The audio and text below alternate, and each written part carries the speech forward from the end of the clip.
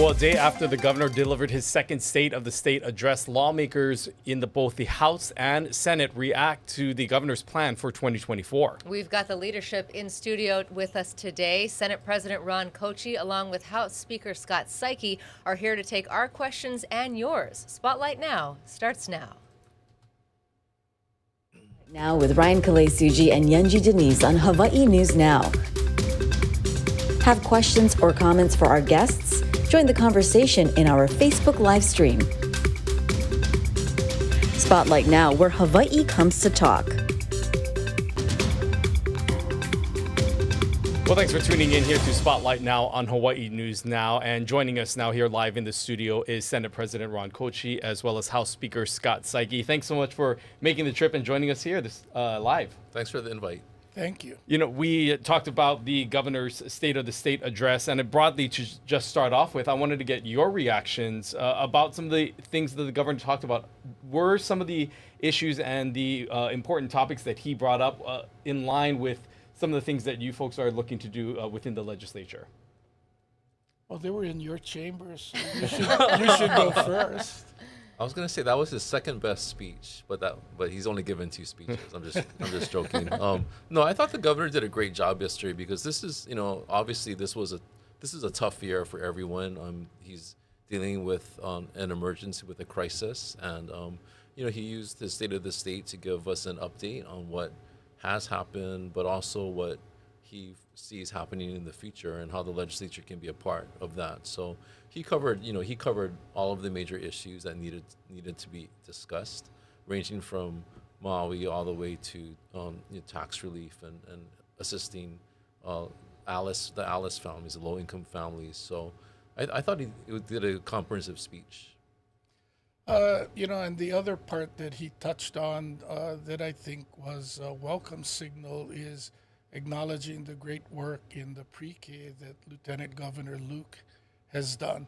And the relationship between the governor and the lieutenant governor isn't always one that is collaborative. There's always the concern that they may be your next opponent. And for him to signal that, it's clear that he'd like to use every resource available to him to do the work that the people of Hawaii expect of him and expect of us as the House and the Senate. Well, let's talk a little bit about Maui to start, because of course that is going to be a major focus for everyone this session. I'm interested, one of the things that he did lay out yesterday and something that he's been talking about is what he calls the hammer approach when it comes to converting these short-term rentals to long-term rentals. We'll start with you. What are your thoughts on having to do some kind of a moratorium on short-term vacation rentals in West Maui? And then sort of the broader question of what should happen when it comes to these short-term rentals, throughout the state? Well, I'd like to talk about it in the positive, and he has put in some tax incentives for people who would convert or sell their homes to be put back into the permanent residence inventory. I hope that that's enough of a sweetener that we get the units that we need. I would still be concerned about constitutional taking issues and want to be sure that we're on solid legal ground as we go forward. Kauai County, and my district is Kauai and Niihau, was the most effective of the counties in enforcing at the county level violations of the vacation rental operations. Really, for us to get better compliance, we need to have the county enforcement in place, making sure that those who are operating are in the legally permitted and have the proper approvals to do it. There are a lot in operation that are illegal, and it's got to be in partnership with the counties across the state to ensure that these illegal operations are shut down. And Mr. Speaker, if that's not enough of a sweetener, as he laid out, do you think that it would be appropriate to use an emergency proclamation to have some kind of a moratorium? Yes, I agree with the Senate President that the voluntary compliance is always the best approach. You want to provide people with incentives to basically do the right thing, which is in this situation is to provide housing opportunities for people who don't have homes right now. And the governor shared some interesting data in his speech yesterday. he mentioned that there are over 20,000 short-term rental units on Maui, and that I think statewide we probably have more than 50,000 short-term rental units on the market. So, if we can address the short-term rental issue, then that could make a huge dent in our need for affordable housing in this state. And I get it that short-term rentals play a role within our overall economy because they provide opportunities for visitors who may not be in a hotel or want to be in a typical hotel room, but that comes at the expense of people here who need a home. And so I think it is best to have a voluntary program, but if there isn't an adequate response, then I really believe the governor should take a more stringent approach to this. And when we're talking about this emergency proclamation that could potentially be coming down, this is something that many lawmakers were critical of former Governor Ige about overextending the use of these emergency powers and not consulting maybe with lawmakers.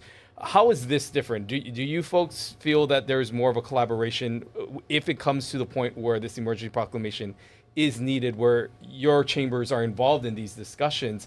And how might this be different for those who say that the governor should not be exercising his power because of some of the pushback that he may receive for doing that? Yes, absolutely. I mean, to his credit, Governor Green he's really made an attempt to engage the legislature on this topic, because basically he knows that we need to work together to solve this issue of short-term rentals and affordable housing, and so he has been very open about it. I think he's asked us for help, for ideas, but at the end of the day, as I mentioned, he may have to take some decisive action to fix this. And there's really two very different things at play here. For Governor Ige, he was confronted with something none of us have faced before, and so decisions about closing businesses down, shutting the schools, closing the airport, not knowing what the full effect of COVID was going to be, left much debate as to did he go too far, did he exceed. I think when we see 100 people who lost their lives, the effects that has had on families, homes and businesses completely destroyed in the fire. The pathway is clear as to what we need to do in Maui. They need houses. They need a place where they can live.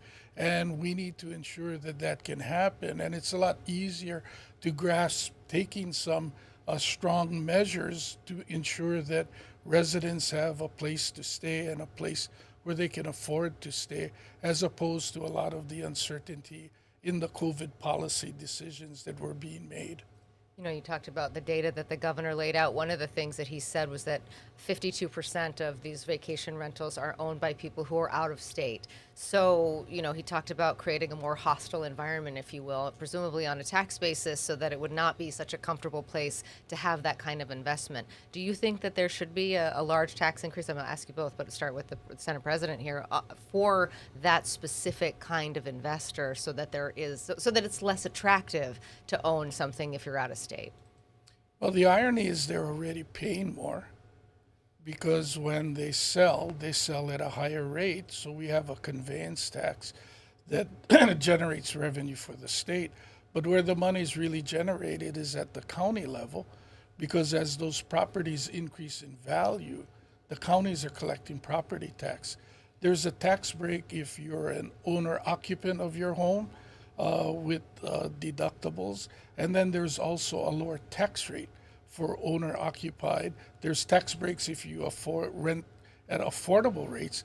And so if you're at an open market rate, you're paying at the highest property tax rate that the counties have and a higher valuation. One of the reasons the counties have been reluctant to better enforce illegal vacation rentals is it reduces their revenue as the value of the property comes down. So it's really not so much penalty to not do it, but again, the governor is looking, if you're going to volunteer, then let's give you a tax break on all that windfall that you're going to get. Take your money, great investment, but now return the unit back to a resident. And what about going forward? Do you think there should be a change in the tax structure so that you would have to pay more? Absolutely. What Maui has, wildfire brought to light was the extent of short-term rentals in our state and the situation that we're facing.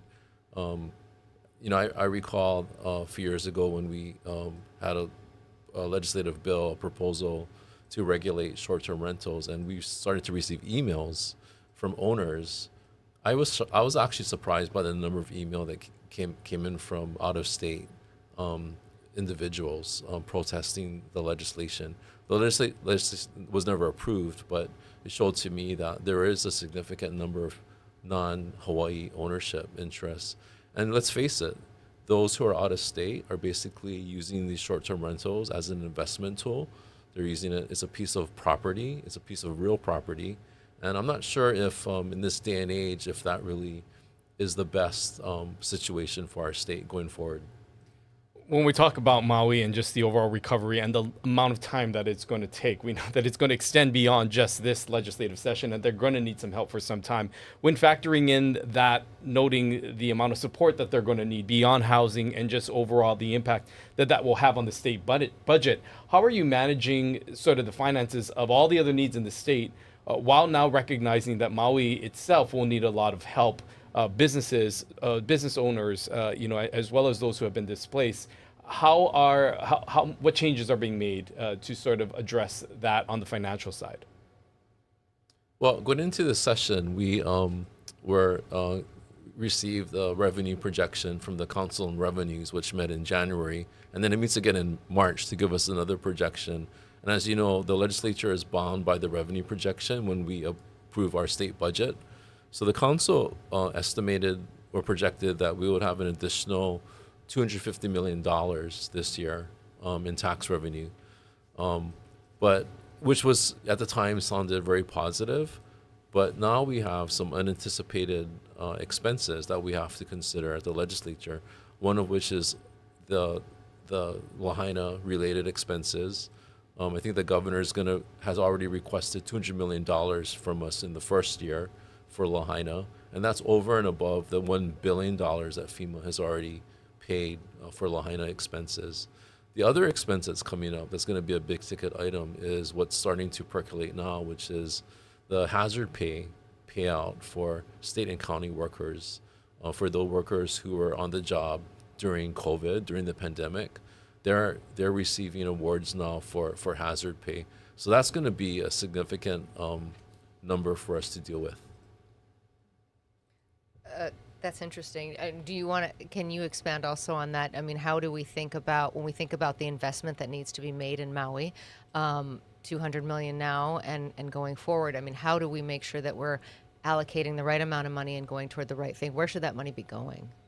Well, at this point, we did budget conservatively last year. There was a lot of talk about the surplus at the start of the session, but we knew a lot of it was federal money that wouldn't be recurring revenues, so we invested in general fund or cash capital improvement projects, added money to the rainy day fund. When we closed, the council came back in June to say we're $1 billion short, but the governor used some of that money to put the budget back in balance. And so the budget itself was in a good place as far as being balanced. And now with this additional $250 million, then I'm confident that we'll be able to make it work.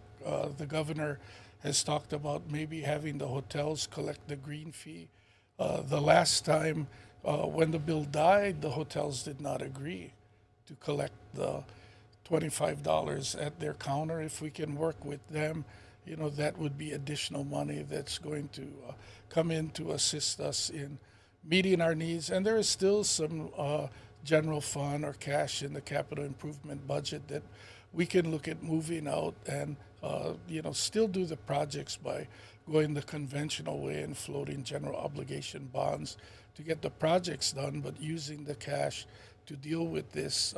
Having been the council chairman back in '92 on Kauai with Hurricane Iniki, as the insurance was being paid out to affected residents, we did have a 2-year construction boom.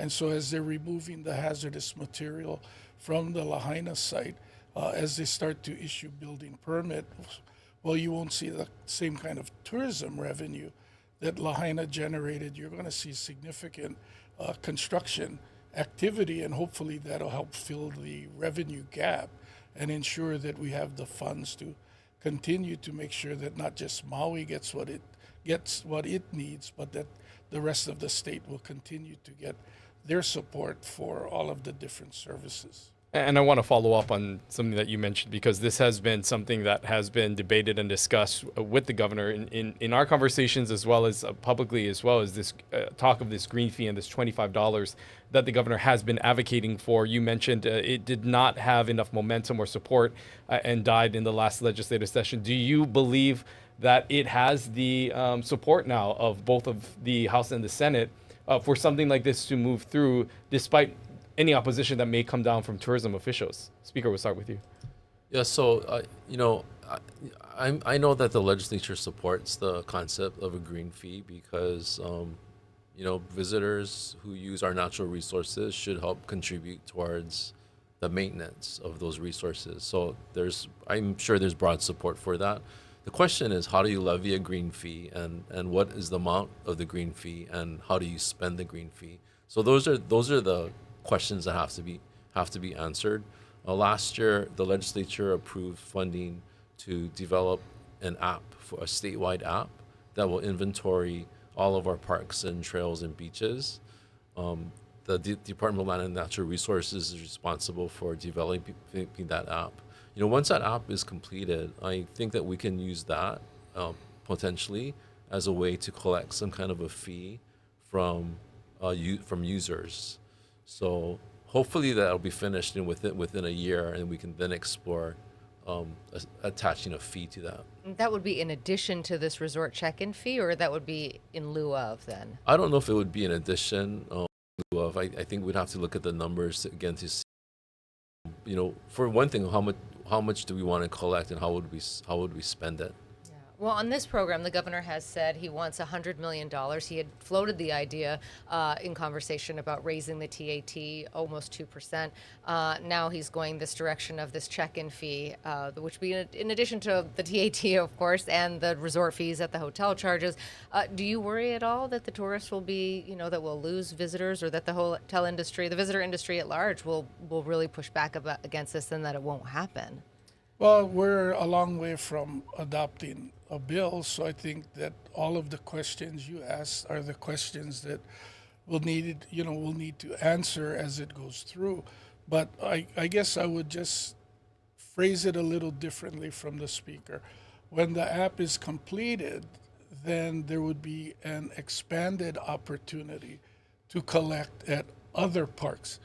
Back when the flooding occurred in Kauai in April of 2018 and the bridge washed out, that created the opportunity to put carrying capacities on KA Beach, or the end of the road. So now we came up with a guard shack and started charging for parking and entrance to the park, and it generated about $900,000 annually. It wasn't seen as a revenue maker, it was seen as resource management tool, and this revenue happened to be an outcome. During COVID, Wainapanapa on Maui was getting overrun, and so the Ways and Means Committee had visited KA, so they brought the same model to Wainapanapa. They're generating over $3 million a year, and over a year ago, they went live at Diamond Head with reservations, and they are generating almost $1 million a year. So we're collecting $16-17 million from those three reservation systems. And that's going to be a very interesting question. If my $25 green fee at the hotel is supposed to cover for my impact on the natural resource, do I get double taxed and have to pay at these specific places or not? I don't know the answer to that, but that is clearly a conversation and something that has to be worked out in the mechanics. And then I just want to reiterate the point that the speaker made. This issue never lost steam in the legislature. What held it up at the end was a mechanism to effectively collect it could not be identified at that time last year, and that's why we pushed the app, so that if we couldn't get it at the front desk of hotels and the Airbnbs, then let's expand this reservation system to other areas. Let's make it easy. And then with the app, the other key component is to put a link to Hawaii-made products. And then as visitors are making these reservations, that's how cottage industry and small businesses here in Hawaii benefit from the visitors who are coming here. And just as a quick follow-up, and maybe this is just too much in the weeds, but when you think about an app, is that basically, though, like an honor system, though? How would you regulate those who are actually utilizing the app to pay for that? With part of the revenue, we have checkpoints. You need to produce your permit, and you need to show that you have paid your fee if you enter Diamond Head, Wainapanapa, or KA. So we have an enforceable method by which to collect, and that's why we thought expansion of the app in lieu of the green fee was taking us in that right direction, where visitors would be paying more for the impacts. And ironically, what we can debate, would that work or not at the front desk because of all the other taxes, we haven't had complaints about paying for the reservation to the parks, because people all across America pay to enter into the parks in other areas, so they don't feel like they're being singled out or treated any differently from the other parks, and are happy to invest to ensure that we've got good facilities. Yeah, I mean, Mr. Speaker, do you feel like that perhaps is a more favorable mechanism only because people then feel like they're getting something for it? When I check in and there's just a $25 fee there and I don't feel like I've gotten anything, I haven't even stepped into the room yet, as opposed to I'm paying to walk on this beautiful beach or to hike this mountain or what have you. And then there is also the idea that, yes, everybody's, in a sense, accessing Hawaii, using Hawaii, but that if you pay per venture, if you will, that the people who are using more of the state then pay more of the money. Absolutely. I mean, Hawaii is like our natural resources is like Disneyland, right? I mean, that's what Hawaii. That's a good analogy. That's what Hawaii. That's how Hawaii attracts people. And I even if it began as a voluntary system, because not all of the parks, not all of the trails are like Hanama Bay, where you have one single point of entry, a single roadway.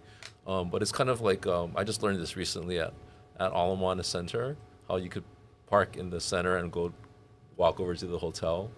You know, park in the park. I'm making it trouble for saying this. But now there's signage. It says you have to pay. If you park in the center, you have to pay if you're going to be going to the hotel.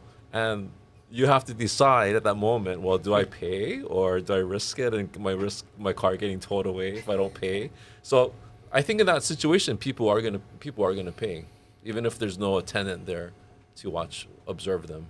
You know, there's obviously a lot of topics that we want to discuss that's going to be coming forward in this legislative session. But as we kind of pin things on Maui and wrap things up in this first part of our conversation, obviously the reason that we are here is because of the threat of wildfires and the growing threat that we're seeing now here in our islands. What do you think needs to be done to address this? Because we know it's not confined to just the island of Maui.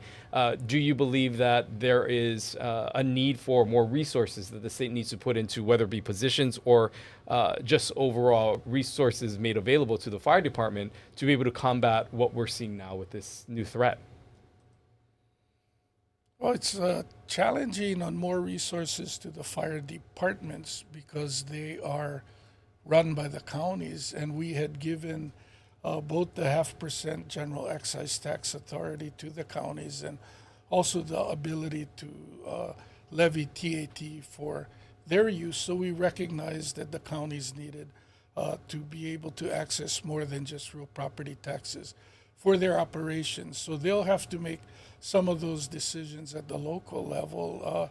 I know that the fire marshal, state fire marshal, is something that will be, discussed in the upcoming session, since we're the only state without one. But as I said on opening day, and since this is on a Hawaii News Now broadcast, I can give Darrell Huff some kudos for a great feature he ran the next day on Pacific Biodiesel, Alex Sue, and the amount of sunflowers that they're going to plant on on the West Kauai acreage on Gay Robinson land, and that's old fallow plantation land. It's a drier area or drier side of the island, but now the sunflower seeds get crushed to make a renewable oil that KIUC will be burning to generate energy. The residue of the crushed seeds are nutrient rich for livestock, so they're not going to be paying to get rid of that, but instead it's another revenue stream. But I've been advocating farm to school and buying more local product. The biggest and best mitigation is to have it in active use, and then it's generating income and feeding our people. Where we can't do that, then obviously we're going to have to work with the LNR and see what is it going to take to deal with these areas. Yeah. What are your thoughts? What we've learned through this experience is that there needs to be an infusion of resources, both at the county levels and also on the state level. And beginning with on the conceptual level, the macro level, there should be a wildfire prevention plan in place for the state and the counties to follow. And then all the way down to the micro level, where we need to do a better job at maintaining open areas through not just through more workers, but even for example, there's somebody in Waianae who has goats right on his property. He uses the goats to graze and to keep vegetation low, the brush low. And we have to. It's going to be a combination of options for us to work with. Our conversation will continue in just a moment. You're watching Spotlight Now. We're going to take a short break. Stay with us.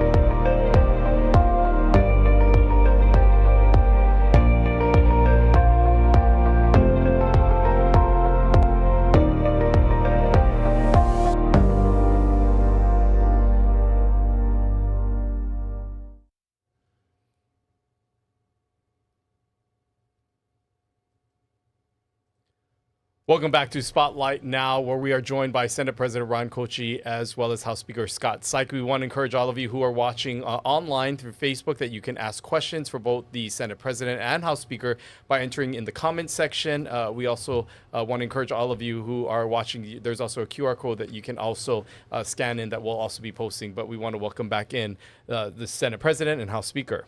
Yeah, thanks so much for being here. We know that you have a lot on your plate this session. One of the big issues, and we had spoken about this briefly with the governor when he was on recently as well, is this issue of condo insurance. And so for a lot of people, their eyes glaze over when we talk about insurance. It doesn't sound like such a sexy topic, but this is something that really can threaten our housing market and the ability of people to buy and sell condos. Mr. Speaker, given that you represent a district with a lot of condos, tell us a little bit about what your understanding of the problem and where we are in it now. Right. So this is a potentially growing issue, and Hawaii is not unique in this situation because other states like Florida, even California, states that are prone to disasters, are going through what we are going through now. And what's happening is the insurance companies that insure condominium buildings are very limited. There are three insurers that insure buildings, and these insurance companies are not required to stay in Hawaii. There's no way that we can force them to stay here and to insure buildings because of the risk of disaster in Hawaii, hurricane disaster primarily. The insurers are either threatening to leave the state or they are raising rates and premiums, which is why there's so many condo owners now who are having to pay more in insurance for their units and their buildings. And so what's needed is a way for us to help stabilize this issue, because we don't want to see what's already beginning to happen now to get worse, where banks or lenders are not willing to provide loans to condo owners to purchase or to sell units. So we're working on a proposal to help stabilize this industry by providing some form of capital during this interim period to help stabilize the insurance market. Would this be essentially the state providing insurance? The legislation proposes that we raise revenue through assessments on insurance companies in different areas. It wouldn't be a state appropriation. And Senate President, what is your concern about this specific issue? Because it's condos now, but what are you worried could happen down the line? Well, again, I mentioned 92 and Iniki, and two state of Hawaii, not state, but businesses that were Hawaii businesses went under, and a lot of homeowners, myself included, had to go to the state insurance fund to be able to repair our homes, and for a while it was difficult to get homeowners insurance. So the concern is the condo issue is the tip of the iceberg, and then it's going to start rolling into the single-family residential market and other business buildings that also need insurance. The Hurricane Relief Fund is still in place, and although it's technically not going to be a tax on the people as we are collecting from the insurance companies, then the natural thing is to pass on that cost to consumers. So one way or another, insurance will probably wind up being more expensive for us here in Hawaii. And how do we make sure that you can afford to get insurance? And then not to get so far into the weeds again, but we always seem to, we have much more expensive homes than homeowners on the mainland. So you need a more expensive policy to replace what you have. So it would have an even greater impact if policy costs go up on policy owners here in Hawaii. Want to switch gears and talk about an issue or a topic that comes up seemingly almost every legislative session, and that is the legalization of recreational marijuana. We're seeing other states that have moved into this transition. We have heard those who support this as well as those in opposition of doing this here in Hawaii. Given where we're at right now, Senate President, I'll ask you, where do you think we're at with legalization of recreational marijuana? Is this the year that this passes through? So it's a really simple question for me to answer as the speaker. And I say that because last year the Senate with 22 votes moved the bill over. The speaker felt it wasn't the time. They were going to, commit effort to the study. The Attorney General, Department of Health, only testified in opposition last year. The Senate committee chairs had asked, give us some guidance or help, even if you don't like it. Should it pass, we need, language that would make the bill better. And so the Attorney General has now helped draft a 300-page bill. Senator Keo Hokalole and Senator San Buenaventura have indicated they will be holding hearings. They're confident the bill will be moving out of the Senate. And, what I'm not sure of is how much time the House had. The time we expected to do this was August till December, and we were all consumed with doing the work in how we can assist and help Maui.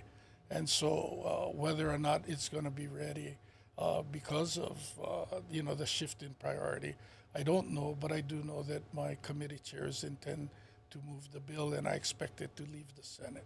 Well, Speaker, we'll put the spotlight on you now. Having heard just that, what do you think the appetite is in the House based on what you're hearing from your fellow representatives? Right. So the president is correct. There was a joint effort between the Senate and the House over the summer to work with the Attorney General on a potential draft bill, and the Attorney General did help us draft something that this president said was over 300 pages. But the concerns, remain. The concerns that were raised last year still remain.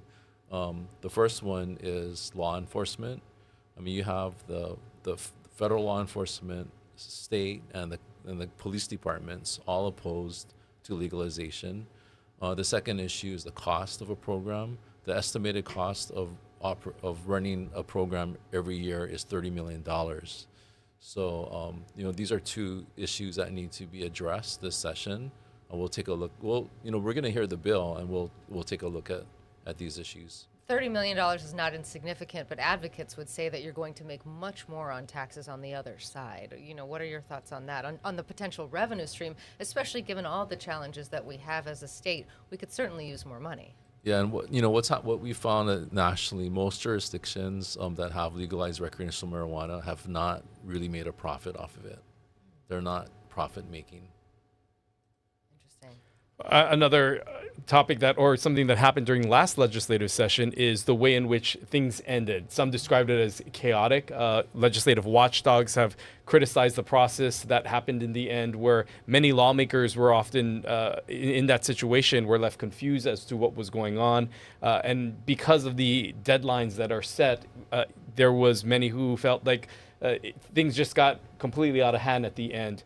How have things changed, or have they changed going into this legislative session? We always know that those final days are a bit crazy, with staffers running around the building and people trying to get signatures and meeting these deadlines. As the leaders in both these parties, when things come together in conferencing, how do you ensure that things are not as chaotic going into the final days of this legislative session? Let me go first. Okay, so.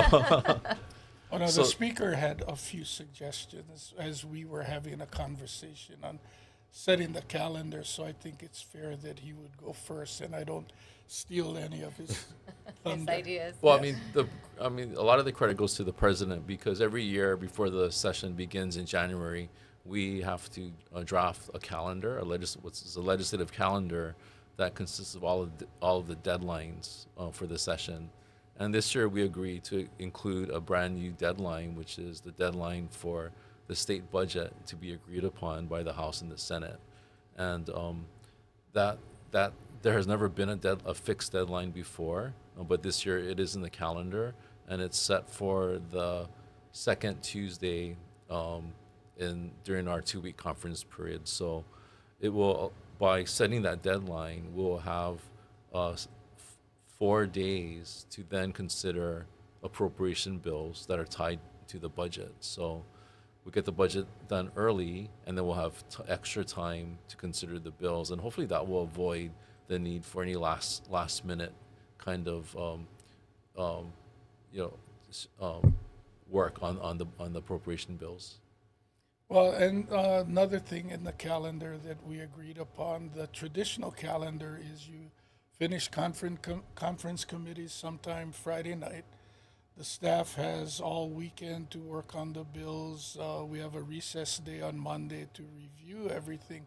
We go on the floor, we vote on Tuesday. If we catch something and both houses agree to amend it, then you both amend on Tuesday, you sit 48 hours, and you come back on Thursday. Vote final, adjourn, and session ends.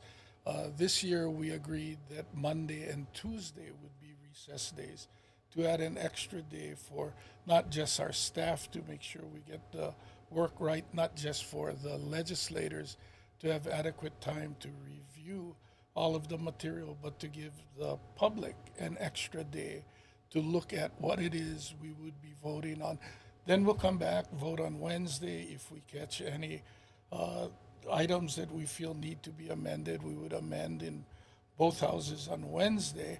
And then our concluding day is on a Friday for the first time instead of on a Thursday. So we hope between moving firm decking deadline for the state budget and an additional recess day after conference committee ends, that will give more transparency and opportunity to review all of the work, not just the budget.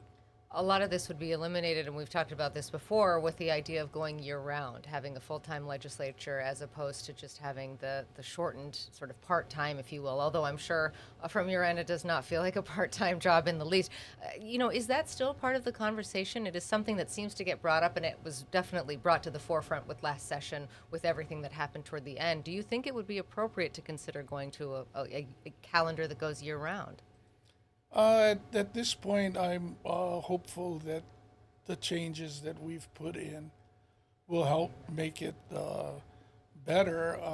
For a lot of the departments that have to do the day-to-day work, they would tell you, I can't get my work done if I need to be at the legislature every day for a whole year. The point of get your work done, give us a budget that we can work with.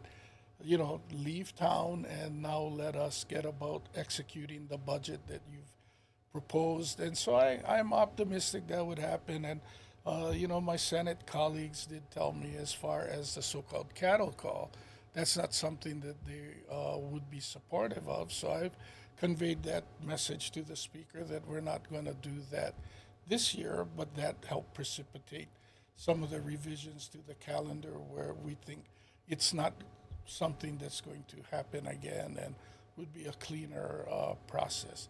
And then to have some of the quiet time to just go do that research. I mean, different committees go to the different islands.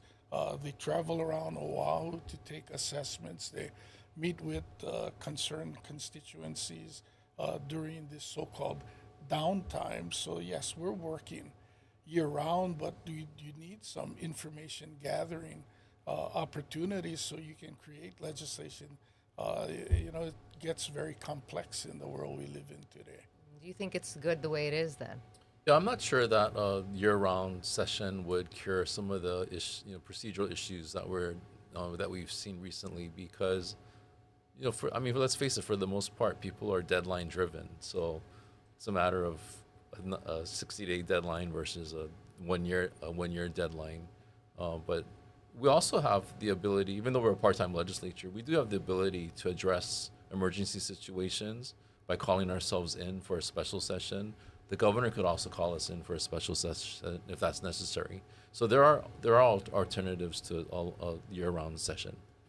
I want to ask about another hot topic that was addressed or discussed last legislative session, and that is the role of the Hawaii Tourism Authority and HT as a whole. There's been much debate over its relevancy as we continue on.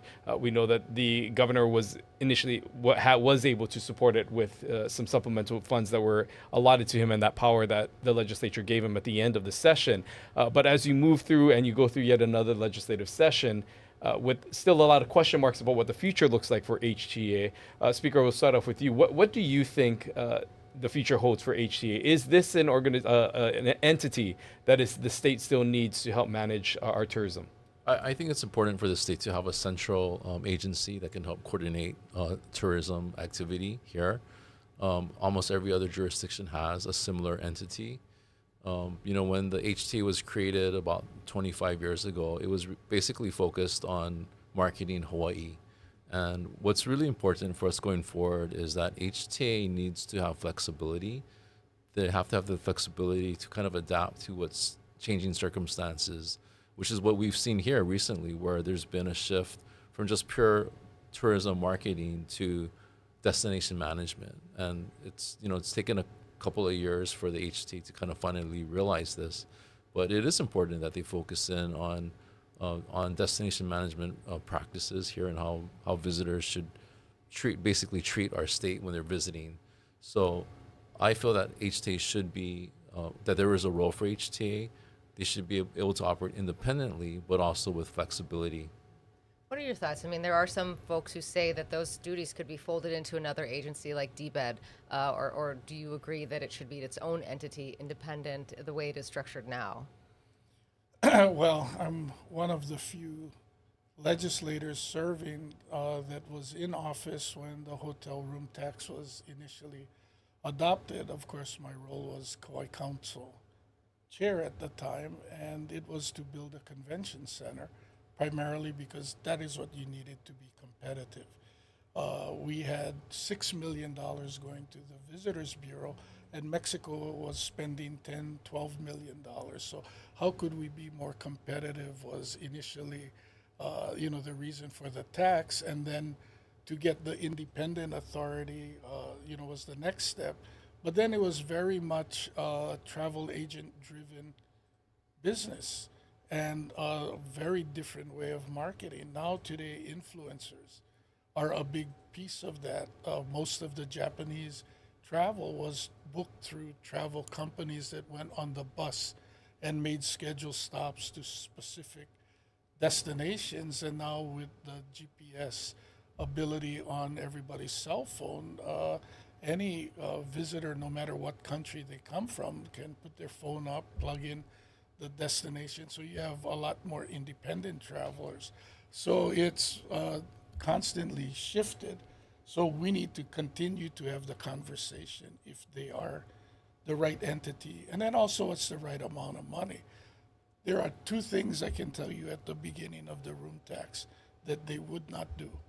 They would not spend any money on natural resource improvement, and they did not spend money locally because they felt in its inception it was so important to have these marketing dollars, and we were at such a marketing competitive disadvantage to all these other destinations. We have evolved now to where we know it's absolutely important to invest in our natural resources because, as the speaker said, that's why they're coming here. That's our Disneyland attraction, is our natural beauty. And then as far as investing, it's all these local festivals that people plan their vacations around, whether it's returning Kama'aina to visit home during a time when they know others are back, or for visitors who want to enjoy all of the local pageantry like a Koloa Days Parade on Kauai, Waimea Town celebration that happens on Kauai and happens across the state. And so, we need the conversation going, and we'll figure out what's right and what's the right money to do that job. Well, that leads into, one of the big components of tourism is, and you talked about bringing different groups in, is the convention center. There has been some talk about just the repair that is needed with the roof. But this is maybe a broader question with so many state entities, including the state capitol itself, needing capital improvement projects. When you're looking at the aging buildings within the state government that the state has to manage, Speaker, how do you prioritize some of the needs of these capital improvement projects when some of these buildings are showing its age? Or Senate President, whoever wants to. You said Sorry, speaker, right? sorry, Senate was I being President. demoted? Sorry. That was my beat, I but can he go did first. look right at me. It's It's a fair question because, he's absolutely right. We are looking at a lot of crumbling infrastructure, Right. and now we have these other needs. You talk about maybe doing this through a traditional bond structure instead of fully funding them. I mean, but even then, how do you decide what comes first? It is frustrating because even legislative members have to deal with crumbling buildings and facilities, and usually the protocol is that health and safety, disability access are the guiding principles for renovations, for repairs, and for new construction. I mean, we need to follow some kind of a template like that because, and we also need to have a plan where we have a fixed schedule for maintenance, for repairs, so that we don't lose track of these kinds of needs. I'd like to ask both of you, when we look at the sort of the session as a whole and what we're taking on, of course, Maui is taking center stage. Fire prevention is right there. Affordable housing and what to do about these short-term vacation rentals. We're looking at the green fee. We're also, we haven't talked at all about Aloha Stadium, and I know people are thinking about that as well. What are the issues? And then, of course, the condo issue, right? The insurance issue. So what else is on that list? What are you tracking through this session? What do you want people to be paying attention to? We'll start with you. Well, there's actually synergy or interconnection. So affordable housing is the biggest obstacle to recruiting or retaining employees. So if we want to get a robust workforce, we need to get affordable housing units out there and people in them. I had mentioned on opening day, on Kauai, the superintendent offered 28 positions that were accepted and then later rejected because they couldn't find housing they could afford on Kauai. And then we need that education and quality teachers if we're going to have our students coming out either able to take advantage of higher education opportunities or job ready and trained in vocational trades, because we have so many vacant positions. And so that preparation in school is important to do that, to get a better outcome in K through 12. Pre-K studies show if you get pre-K, you do better. And for the Alice families, $1,500 a month in childcare is a bill we take off of your plate. Give your child a better educational foundation and keep that money in your pocket to support your family. So I think those are all interrelated and are going to be critically important if we want to create that economy going forward. Mr. Speaker, what are you tracking that wasn't on the list that I laid out? Yeah, so I think the water issues are going to be really important this year. Again, Maui has highlighted the water issue. Red Hill has highlighted the water issue. I think, those of us in Hawaii have always taken water for granted to an extent. But on Oahu, it takes 20 years for water to get through your tap. On Maui, because of the different kind of topography, it takes 30 years for the water to get to the tap. But what's happening now is not only are we faced with the question of whether we have enough water in our state, but we have a question about the quality of the water, which is what we see at Red Hill. So it's going to be really important to navigate past the defueling of Red Hill to see how we manage the water system going forward there, as well as the water system on Maui and throughout the state to make sure that there's adequate supply for the different kinds of needs that we see here.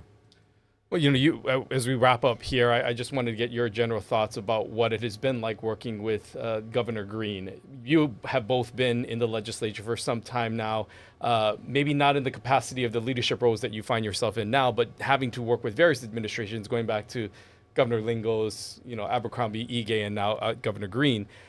Senate President, I'll start with you. What has been your thoughts about the dynamics with the Green administration, and how has it been different with other administrations that you've had to work with in the past?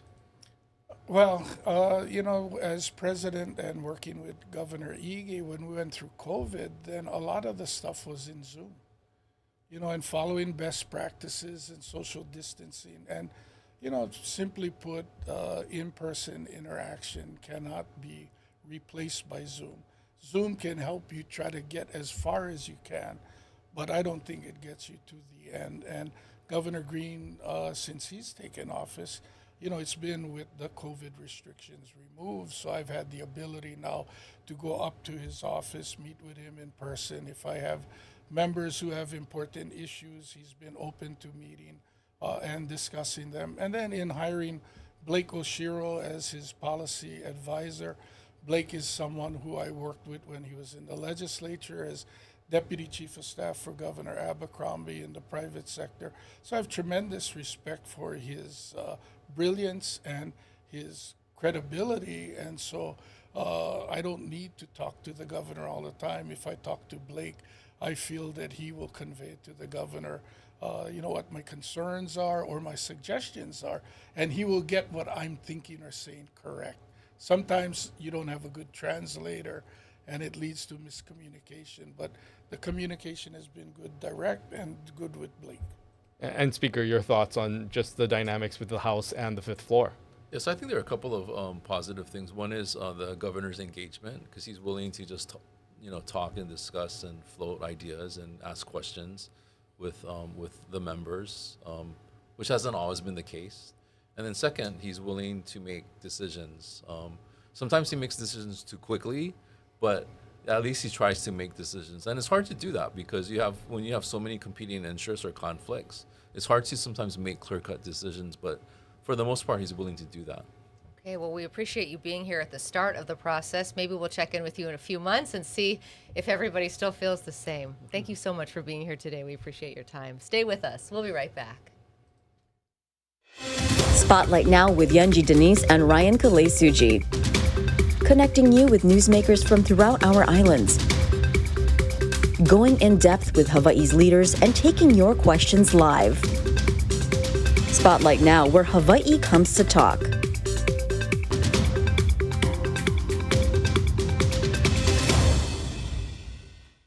Well, great to hear from the Senate President as well as the House Speaker on a number of issues that the legislature will be confronted with this legislative session. We began the conversation talking about Maui, the resources that is needed.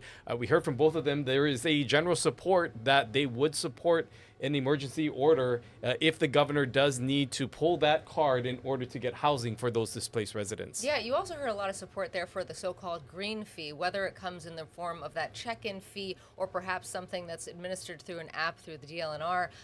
One way or another, they said that there was support for it last session. There just wasn't the mechanism. This session, it sounds like that's something they're going to get to. Also talking about fire mitigation, affordable housing, the condo insurance. I mean, the list is long. We didn't even get to talk about Aloha Stadium and the water issues that the speaker laid out. So just a lot going on, but sounds like it's going to be a very packed session, but they don't want to extend it. Yeah, and we also talked a little bit about recreational marijuana. You saw there that the dynamics with the Senate saying that they actually presented the House with a bill, but the House just felt like it wasn't in the right place. Do they have the structure in place to finally push this through and allow recreational marijuana? We're going to have to continue to track that throughout the session. Coming up next week, Tuesday, we have another great show in store for you. That's right. We're going to be talking about Hawaii's prison system. We have a new head of the prisons. That, of course, is Tommy Johnson there. Also, Dr. Michael Champion is going to be joining us. He's the governor's liaison talking about mental health and incarceration. A lot to talk about on this topic. We hope you join us then. Until then, enjoy this beautiful view of Hilo. What a beautiful day out there. Yeah, beautiful shot there of Hilo Bay. We hope you have a great rest of the day. We'll see you right back here next week, Tuesday. Aloha.